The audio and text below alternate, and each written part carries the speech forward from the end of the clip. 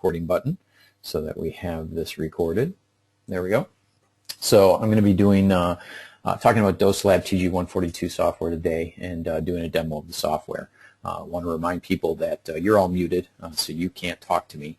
But if you have questions as we go along, there's a little section in your little pop-out screen there called questions. If you could just type those up as we go, I'm going to answer them at the end. I tried answering them during last time and it was too confusing, so I'm just going to wait till the end and try and go through them all. So if you can do that for me, I'd appreciate it. So let's go ahead and get started here. So let's talk a little bit about task group 142. So let's see, TG 142 came out in 2009. And basically what this was all about, this task group was assigned to update the machine QA portion of the original TG40 protocol that was released in 1994. Now things are a lot different now than they were in 1994. There's a lot of new things that machines can do. Imaging, of course, is one of the big ones, both planar imaging and, of course, cone beam CT that came along with the KV imagers. Asymmetric jaws didn't exist in 1994. MLCs didn't exist in 1994. Dynamic and virtual wedges did not exist back then. Also, they wanted to update some of the tolerances because, again, with different treatment techniques that were available, such as IMRT and VMAT and SRS, they wanted to be able to give people different tolerances to look at for those different types of treatments. And a little history about us. So Mobius Medical Systems was founded by Nathan Childress. Nathan is a PhD physicist, spent time in the clinic in Texas, and started writing software while he was doing his PhD work. And basically that was the open source DoseLab software. This was mostly film dosimetry stuff. That software actually is still out there, and it's been downloaded over 5,000 times. Now it has not been supported or updated in quite a while, but it's still being downloaded out there. We get emails each day of someone who has downloaded the software, so it's kind of interesting to see that it's still people are out there looking at it. And so basically, while Dr. Childress was in the clinic, and they started to work on following the TG 142 recommendations, he was trying to use some of the other solutions that were out there that had been advertised as a TG 142 solution, and he realized pretty quickly that there was a need for something better. And basically what he wanted was something that was much easier to use with a lot more automation, because of course time-consuming stuff is a real detriment to medical physicists nowadays. I mean, anything that can speed things up is better. He wanted something that was more accurate. He found a lot of accuracy issues with what he was working with. He also wanted something that was more complete. It seemed that the different products that were out there had kind of pieces of what you could do for TG 142, but not all of it. And so he wanted something that was going to be a little more complete. So he developed the DoseLab TG 142 solution, and this solution basically will allow you to complete pretty much every test that TG 142 recommends to do. That can be done either by using an image of either a phantom or an open image or a log file. The software offers sub-pixel accuracy, which is generally better than what you're going to find in anything else out there. There's some really neat algorithms that Dr. Childress worked on to be able to do that. And he also designed it so that it was fairly open to be used with other phantoms that you might have. So pretty much works with all the phantoms, pretty much all the phantoms that are out there available in the market for both like planar imaging QA and cone beam CT. He designed it so that it was as fast as possible, such as like the planar image analysis only requires a single image, where other ones require more than one image. He tried to make it so that most tests require as close to a single click as possible. Open the image, let it do its thing. And this is also the only TG 142 solution that we know of with log file analysis to really do complete MLC QA. We can cover all of the different MLC QA requirements that TG 142 calls for. There's an integrated database. It basically will track and trend all of your data for pretty much every test. And it allows you to create custom tolerances for basically every test and every different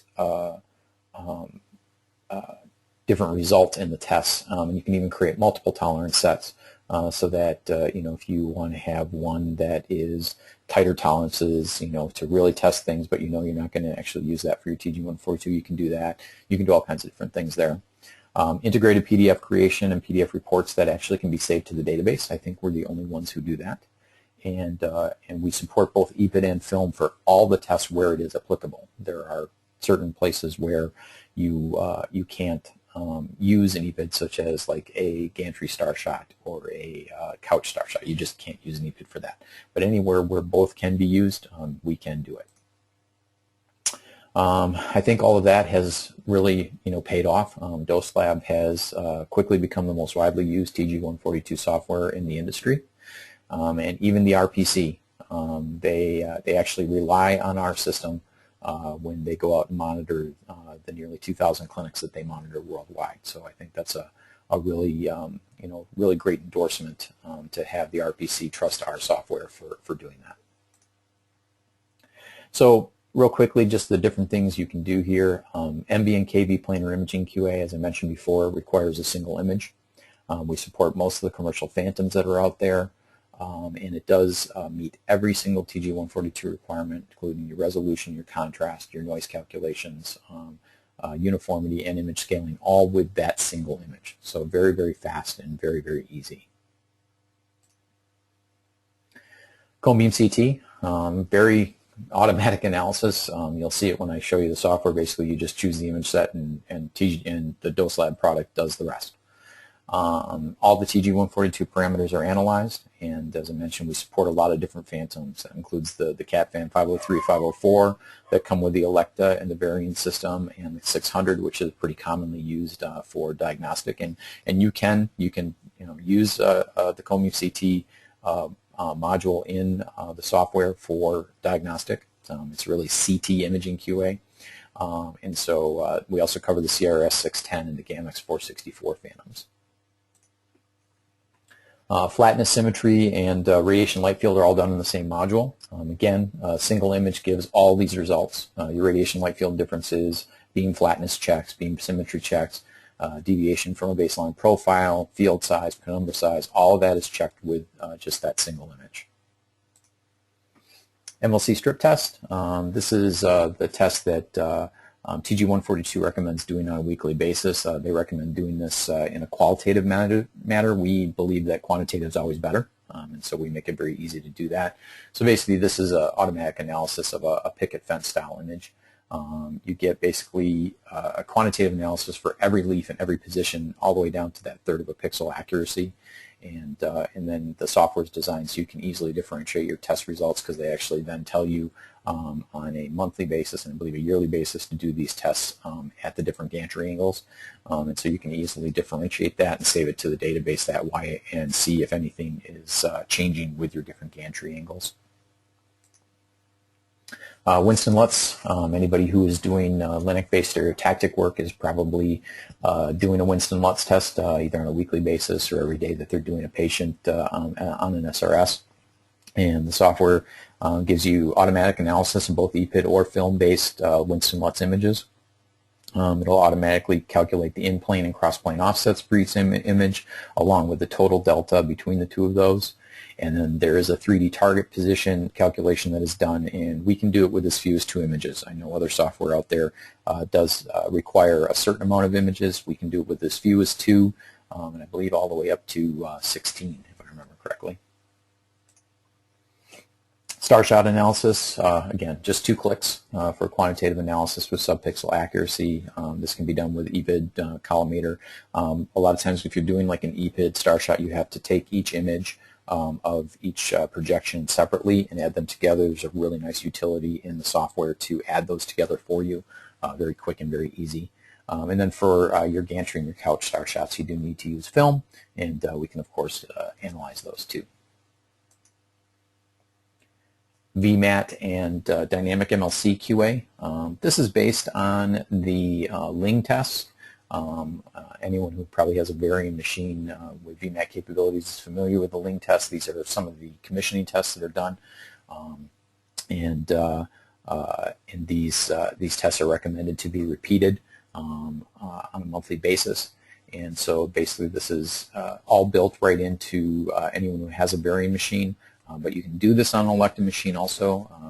You won't have the built-in files. You'll have to actually create the delivery, but that's, I think, pretty easy to do, and I think we might even have some sample files for you for that. And basically this is going to verify that your machine can accurately deliver dose for your VMAT and your dynamic MLC plans. And there's two different tests. One test that during using variable dose rates and variable gantry speeds that the software can deliver the same dose across the different strips. And then there's another one that checks the variable leaf speeds, if you can vary your leaf speeds and still deliver the same dose. That's the Ling 2 and 3 test, if I remember correctly, and we have automatic analysis for those.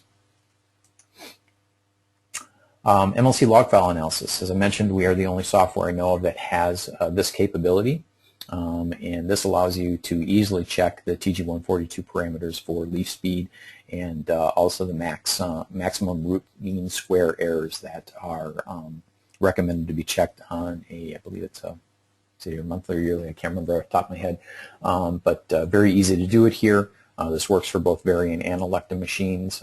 We actually worked with Electa to create a piece of software that will automatically grab the log information from the elective machines and create a readable log file that our software then will analyze.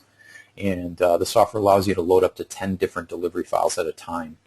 It makes it very easy to check multiple fields, such as if you're going to deliver at the multiple gantry angles, which are recommended to do. You can just load all those up at the same time and get your results, very, very quickly. And you'll see that when we get into the software itself. Auto QA. This is one of the newest functions in the software, and this is new in version 6.5, and pretty excited about it. We had a lot of people who loved DoseLab and thought, hey, this is great, but wouldn't it be great if it was even faster? And so Dr. Childress worked on this for a while, and Auto QA was released in version 6.5. And basically how this works is it allows you to complete all of your DoseLab TG 142 QA in just 2 mouse clicks. Basically all you have to do is choose the folder where your images are saved, and the software automatically goes in, analyzes all of them, and then you just have to click to save the results. It takes a little bit of setup. What we recommend is that people work with DoseLab for a few months, get used to it, get a feel for exactly how their images need to be taken and so forth. And then there's some really good instructions on how to set this up. And then all you really need to do is take your images, save them to a single directory. So you'll probably create a directory for the date of your image or of your testing. And so all you have to do is take your images, and I know that some places have even trained other people to take the images, since it's pretty straightforward. And once the images are saved, then all you have to do is go into Auto QA, select the folder where the images are, and you're done. Dramatically reduces the amount of time that you have to spend on doing your QA, and I'll show you that when we get into the software in just a second here. Excuse me, need a drink. So I will go ahead and pull up the software here. Give me just a second to do that. Show my screen 1. Okay, so I'm going to minimize that for now. There we go. So hopefully everyone has seen screen 1 here. Actually, I've got another computer here that I've got up just to make sure that everyone's seen what I expect to see. Yep, okay, good. So this is the DoseLab 6.5 interface, and we're going to be concentrating on pretty much the right-hand side of the screen here. All the machine QA stuff. As I mentioned, DoseLab was originally written as a film dosimetry software, and it still does have that capability. This is part of DoseLab Pro. Right now I'm just going to be talking about DoseLab 142, which is going to include pretty much everything on this right-hand side. except for the treatment monitor would be grayed out in TG142, and the PQI analytics would be grayed out in TG142, but the machine QA database stuff would be here. Just going to give you an idea what it would look like if you were using the TG142 version of the software. So let's start out with single image analysis. And so here's our single image analysis screen.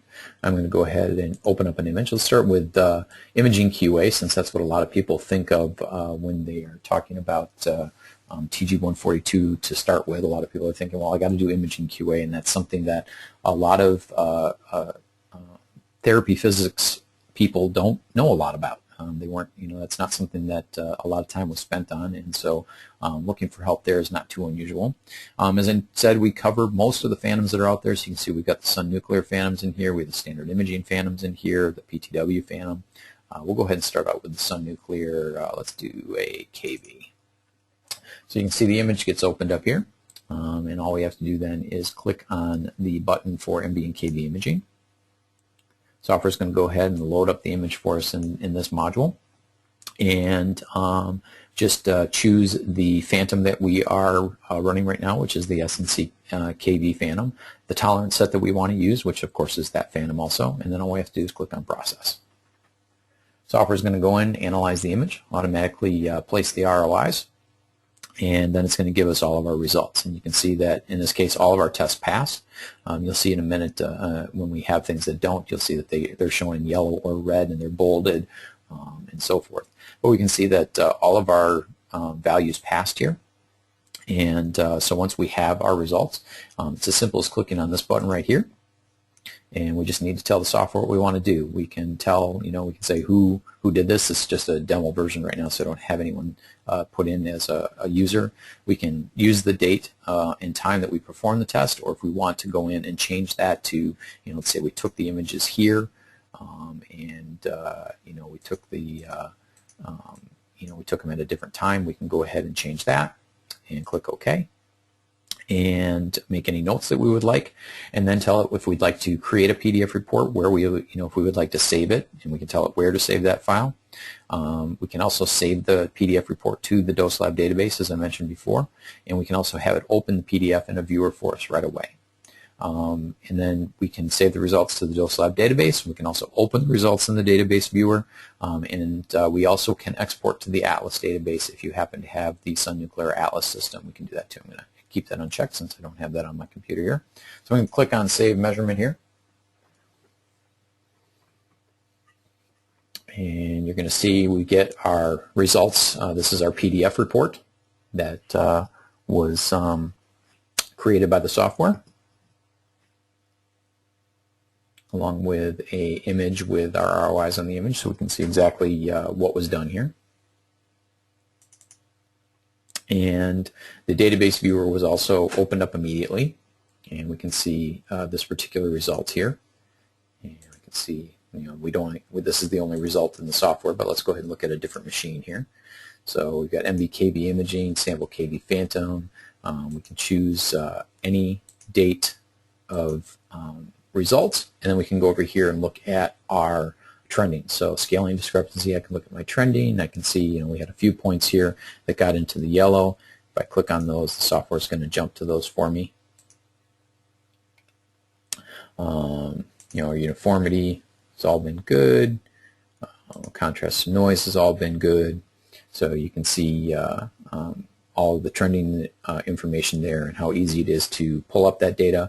As I mentioned, the software does save reports to the database. Now these don't have actual reports saved to the database, but we kind of put an example PDF in for all of them just so you can see. So if you are in any particular result and you want to see the PDF report from that, you just click here and the software is going to bring up that PDF report. So this is just a sample.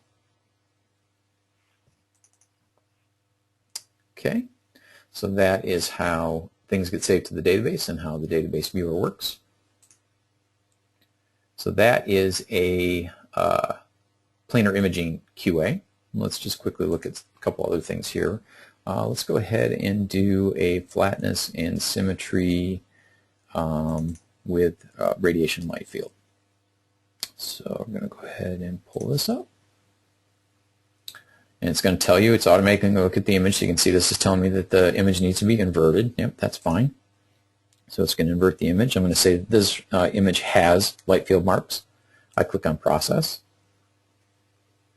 Software is going to ask me to place fiducials over the light field marks. So we can see the ones right on the edge here, and we get a nice little magnifier while we do this. My mouse is being touchy today.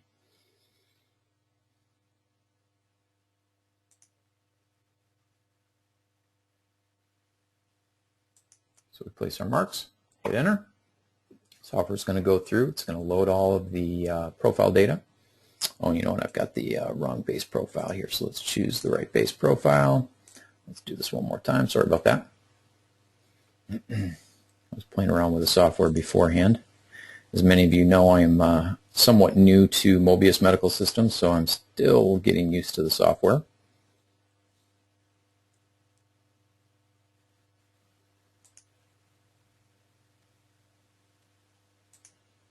Okay, there we go. So you can see the software immediately comes up and tells me that I have some of my information is out of tolerance. My top flatness is at negative 2.3%, which is outside of my warning range. My vertical symmetry is negative 2.8, which is in between my warning and my failure range. My vertical minimum values are outside of what I expected. Horizontal minimum values, vertical max value, and horizontal max value are outside of my tolerances. So it immediately comes up and tells me that. I can look over here and I can see all of my values. And you can see these values that are not passing our expected results.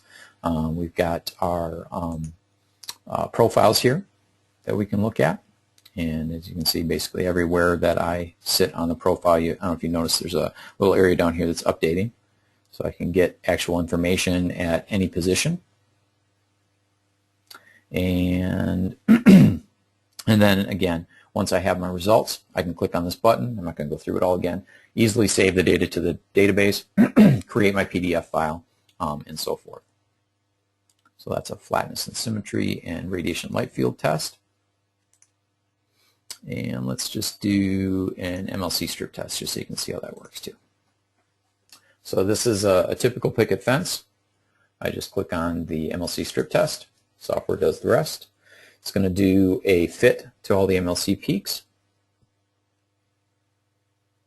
And the software is going to show me that I do have some failing peaks. My inner strip ratio is outside of my tolerance. And I don't have, let's see, we'll specify a gantry angle and an MLC model. This happens to be a Variant Millennium M120. We'll use the center of the image. And now the software is going to tell me that I've got failing peaks. My inner strip ratio is outside of my tolerance, and then I've got 2 failing leaves. And I can see here that software is telling me that leaves number 13 and 14 have failed, and I can see those on my image right here. And again, all of my data is right here. Excuse me. And immediately I can see that I've got issues that I might need to take a look at. Again, all of your tolerances, you can have multiple tolerances. You can edit your tolerances right in here. So if I wanted to change any of my tolerances here, I could go in and change them. They're going to automatically update. I can copy this to a new tolerance set and create a new set of tolerances based on this original one. I can add a completely new tolerance set.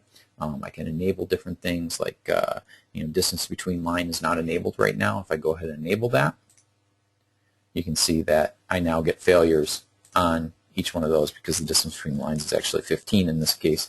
I think it's supposed to be 15. So if I go back in, edit, and change this baseline to 15, not sure why I'm not getting, why it's not updating that. I said I'm still getting used to the software here. 0.1. Oh, that's why, because it's 0.1 and 0.2. If I change this to 1, 2. There we go. And now we can see that I get green all the way across the board with those now. So you can, again, very quickly make changes to your tolerances, create new tolerances, and so forth right from the interface, which is pretty easy and pretty nice to use. Okay, so that is some of the single image analysis. Let's look at some of the multi-image analysis capabilities of the software. Let's start with the Winston-Lutz test. So all I do is click on multi-image Winston-Lutz, choose my images. Just did a shift click there. I can do a control A to grab them. I can control click for which ones I want. Click open. Software is going to automatically make process all of my images. And I can kind of maximize this. You can see what's happening here. Software is going to find the 50% radiation field edge. It's going to put a little X at the center of that. It's going to find our ball marker in the image, and it's going to put a little crosshair at the center of that.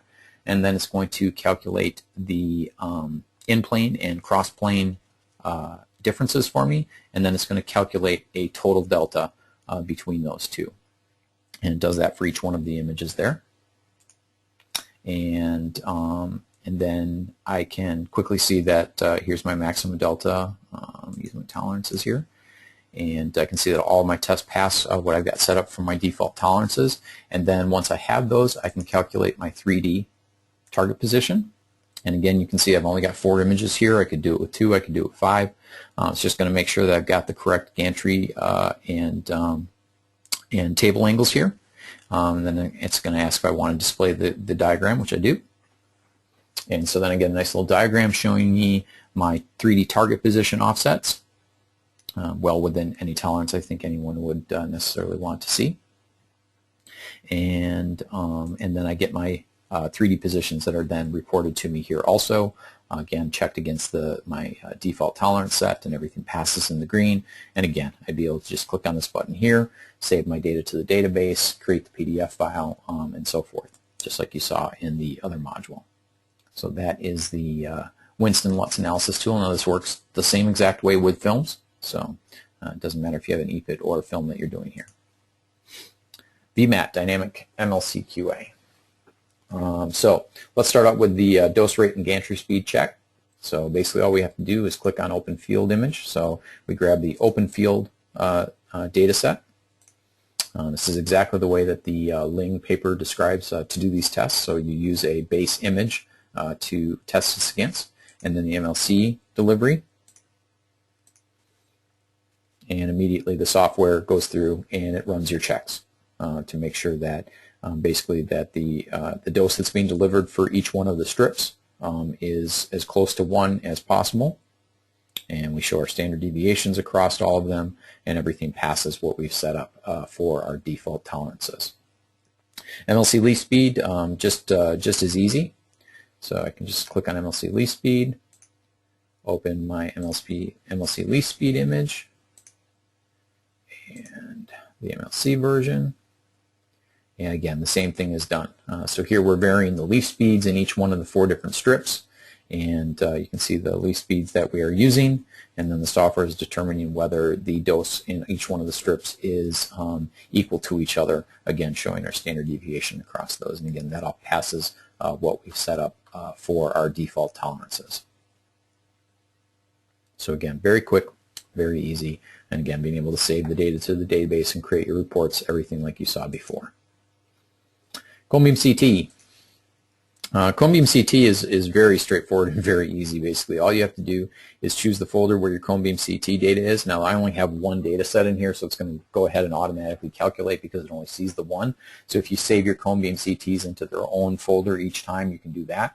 Or if you save it into a single folder, like the CBCT folder right here, what's going to happen when I click OK, if there was more than 1 in here, it's going to come up and say, okay, here's your different sets. Which one would you like to analyze? But I'm going to click OK. You'll see the software is going to load the files. It's going to do the analysis.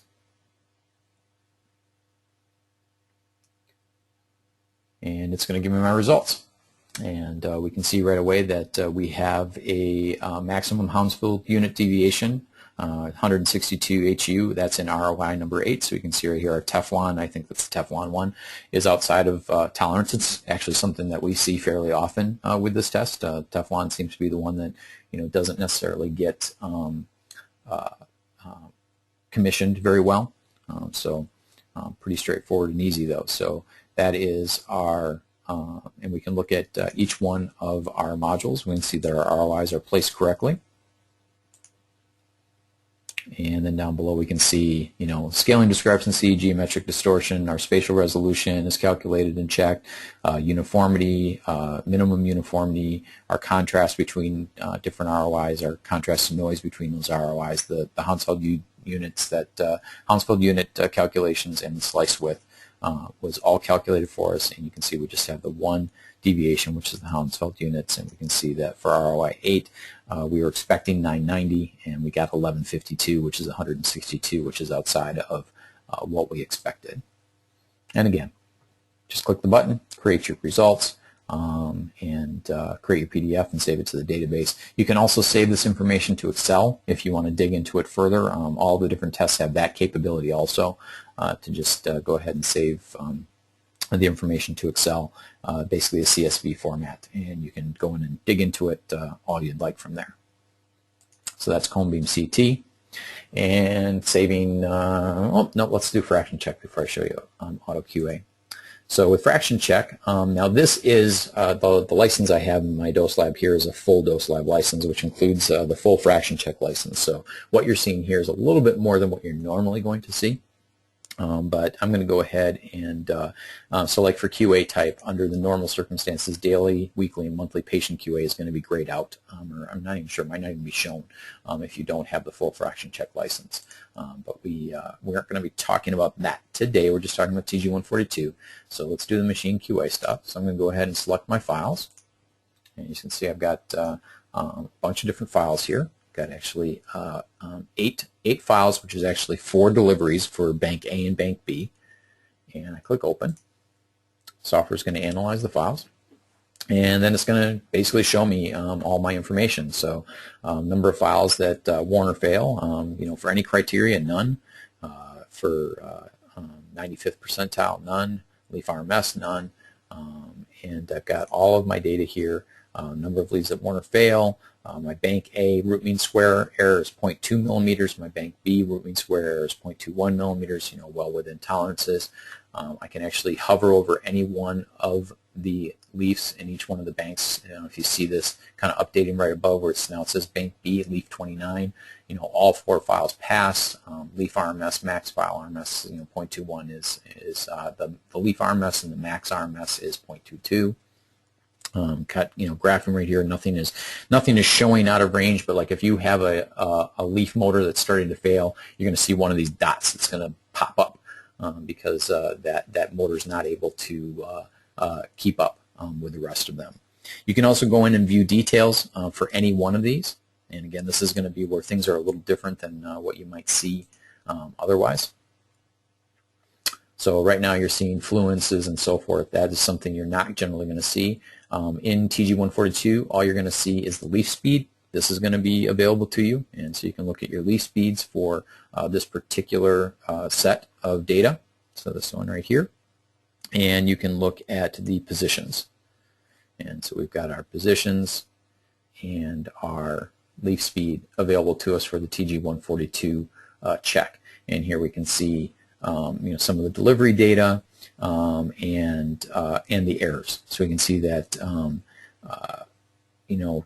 12.4% of my Bank A leaves were between 0 and 0.05 millimeters off. The 87.6%, the rest of them were between 0.05 and 0.5 millimeters. And then we can see that nothing was outside of 1 millimeter, just like we saw in our original results. So. And again, graphing, and again, if anything was outside, or if you had a leaf that was starting to fail, you'd see one of these dots, jumping up. So that is one of those, and that pretty much is what fraction check can do for you. You can see how quick and easy this is. Basically, you just grab the log files, open them up in the software, and the software does the rest. It's going to give you all the information you need to make sure that your MLCs can pass basically every aspect of what TG142 is looking for. All right, now let's do the best part. Auto QA. So as I mentioned, with Auto QA, we're just telling you that the use of Auto QA requires measurements exported by DICOM, and we're just saying that it should only be used after users are familiar. And so, as I said, we want people to work with the software for a couple months and get really familiar with it, make sure that their images that they're taking work, each time and so forth. But once you have that, all you have to do is open up AutoQA. I select the folder where my images are, my AutoQA folder, hit OK, and then I sit back and let it do the rest. You can see it's running through each one of the tests. It's automatically opening the images, it's automatically doing the processing.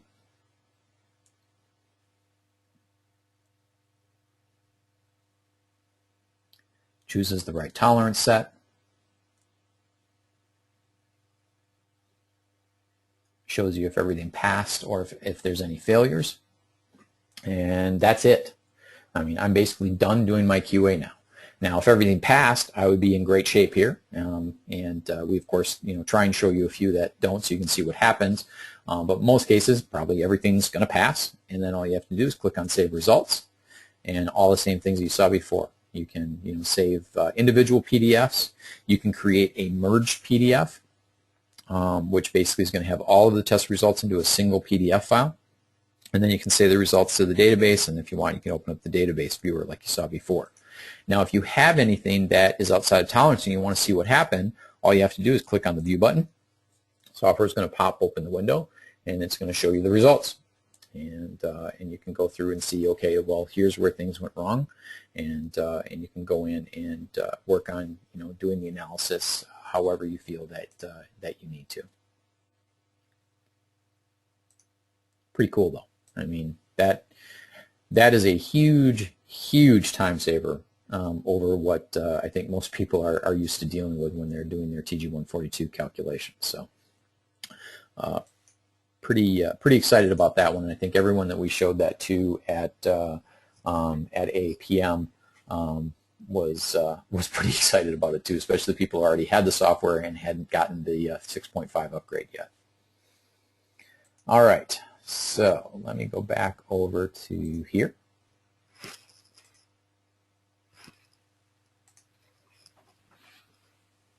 So real quick, we are already working on version 6.6. We actually have a beta version of it right now. One of the big things in this one, probably the biggest one, is we are allowing or putting in a database test definitions editor. Basically what this allows you to do is actually create custom tests. So as I mentioned, right now the software has built into it the ability to do the analysis of and track and trend pretty much every test that TG142 asks you to do that uses either an image or a log file to do the analysis. But let's say you want to track that the door alarm was tested every day. You can easily create that test. You basically go in, you add the description of the test, you decide whether it is a numeric test, a text test, or a Boolean result. So like if you're doing the door warning test, you would do that as a Boolean. Did it pass? True, false. And then you can set your baselines, your warning and failure levels, and then these tests can then be filled in on either a daily basis or a weekly basis or a monthly basis, however you have that test set up to be done. And basically now you can keep track of pretty much any test you can possibly think of. If you want to throw a test in there, did the therapist show up on time today? True, false. You could do that too. Basically any test you can think of. So that's coming in version 6.6, and that should be hopefully out within the next couple of months. So, all right. So I think I saw a few questions popping up here, so let's take a look at those and see if I can answer them. Sorry, I guess I should have looked at these at the beginning. Someone asked if I could speak up, and hopefully everyone else could hear me. I've been trying to watch the little guide that tells me how loud my voice is, and I've been trying to keep it up at the top there, so hopefully everyone else could hear me. Anything here for off-axis ratio in addition to flatness and symmetry? Not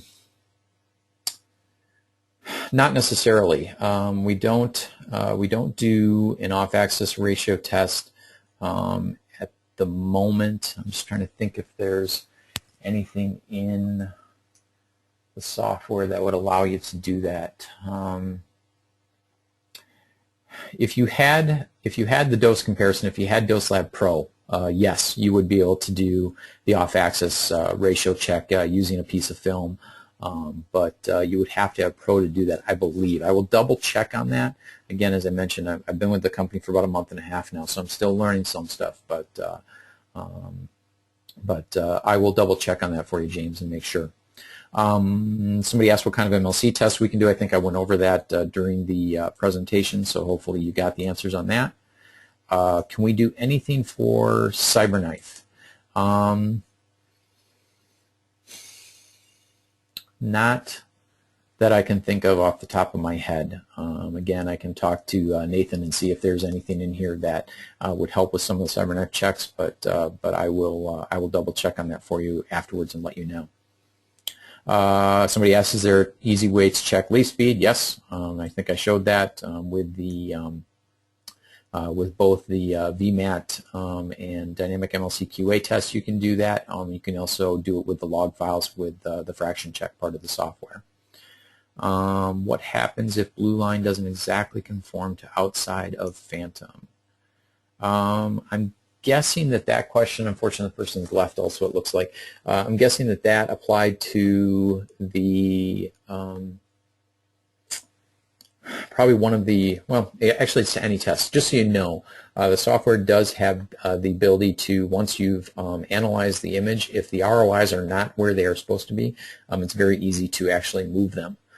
So if you don't see the ROIs where you expected them to be, you can actually make slight adjustments to them in the software. So that can be done. Does the PDF report also export to the Atlas database? That I don't think so. I will double check on that for you too, James, where you keep asking me questions that I don't have all the answers to, but I will double check. But I do not believe that it exports to the Atlas database. I think it's just our database where the PDF report can be saved. And let's see, for EPID or KV Imager Winston-Lutz, does the image center factor into the result, or is it just the image edge detection? Currently, it is just the image edge detection that is used. In fraction check, can change the range of positional errors in the histogram analysis, i.e. you had 0 to 0.05. Yes, those are user settable. So yes, you can change those the ranges. Could AutoQA include the CTQA? Absolutely. Yep. Any of the tests that the software can do can be set up for AutoQA. From AutoQA, can you save all results to the Atlas database at once? Again, I'm not that familiar with how we save to the Atlas database, but actually, let me just try something once. I'm not sure right off the top of my head. So let me just run that for a second, and I can't even remember what it shows in the results screen, so give me just a second, I'll let you know that. Can the Winston-Lutz handle KV and MV images in the same analysis, or do you need to do them separately? I don't know the answer right off the top of my head, but I would say I don't see any reason why not. I don't know why it wouldn't be able to handle them in the same analysis. Can the AutoQA module analyze MLC strip tests at multiple gantry angles? Yes, I believe you can. You can set up the software again to use different tolerance sets for each one of the sets of images. Again, you just have to name the test correctly and get the settings correct. But yes, you can do that. Is DoseLab currently part of the Mobius package? I mean, has it become one of the variant products? None of our products are variant product, so I'm not sure what you mean by that. I don't know if you're talking about like the variant Dynalog files. We actually capture those. We aren't part of the Dynalog system. We just capture those files. DoseLab is its own software right now. We do have another set of software that we sell, which is the Mobius 3D and Mobius FX package. They are not together. They are run a little separately right now. So currently they are completely separate packages. Question came across, any applications used for IMRT planned versus measured film comparison? That would be in the DoseLab Pro version of the software, where you have the film dosimetry, and yes, that's all built into there. Film calibration, again, that's part of DoseLab Pro. I'm not going to cover that today. We can have another webinar that we cover some of the DoseLab Pro stuff, but I have to be honest with you, I'm not real good with the film dosimetry stuff yet, and so I don't even want to try and go in there at the moment.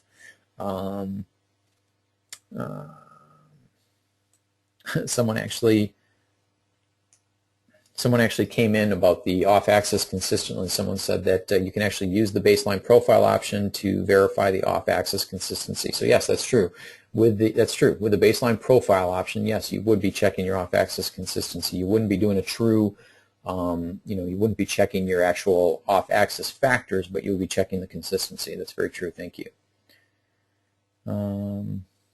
Who's providing technical support? The Mobius technical support team is providing technical support for DoseLab, and if you have questions, you can always email them to support@mobiusmed.com, and we'll be more than happy to get you some answers. Question about using GAF chromic film? Absolutely. We fully support GAF chromic film in the software. So yeah, absolutely no problem to do that. Question about getting the Elekta MLC files. So you're talking about the log files. We actually have a special piece of software that we include with the system, and we'll help you set up. As I was telling someone earlier today, it takes about 30 seconds to set it up. It basically goes in and grabs the log file data directly from the Elekta machine, and will and then do the analysis for you. Are we supporting India?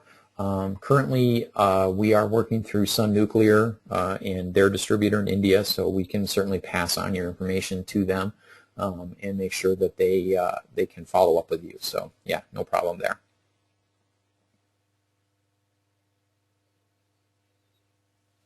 Okay, I think that is all of the questions. I'll give you a second to see if you come up with any more, but if not, I just want to thank everyone. As you leave the webinar, you're going to have a little survey that pops up. I'd appreciate it if you could fill that out. Just kind of gives me some good feedback. And other than that, I hope everyone has a great day, great weekend coming up. And hopefully it's not too hot where you are, because boy, I tell you, here in Wisconsin we're boiling a little bit right now. And just if you have any questions, my email address is right up there. Feel free to contact me. I will be more than happy to help you if I can. If not, I'll make sure that I find the right person to get you the answers if I don't have them. So all right. I'm sure in Saudi Arabia it's probably pretty hot there too, Ahmad. Yes, I'm sure. I'm sure that in the desert regions there, I'm sure it is plenty hot. But for us in Wisconsin, it hit nearly 100 here yesterday, and for us that's really, really hot. At least for you, hopefully it's a dry heat. Here it's humid also, so it makes it that much worse. So yes, in Saudi Arabia, I'm sure it's hot too.